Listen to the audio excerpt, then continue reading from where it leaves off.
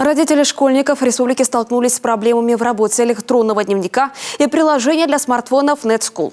Кроме того, недоступными для пользователей зарубежных браузеров стали сайты некоторых государственных органов и служб Коми.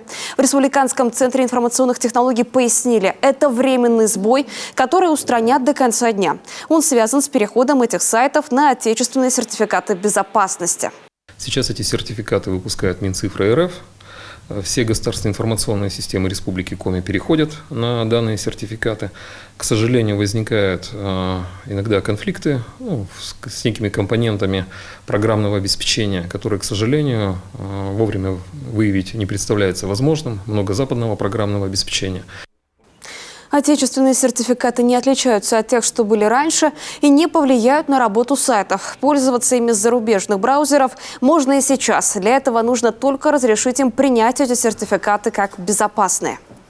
Вопрос решается достаточно просто, то есть можно браузеру указать, что да, я все же хочу зайти на этот сайт, и вас туда пустят, либо выполнить инструкцию, которая размещена в том числе на сайте Минцифры по установке отечественных сертификатов себе на компьютер корневого сертификата, и ваши, в том числе и зарубежные браузеры, будут работать корректно.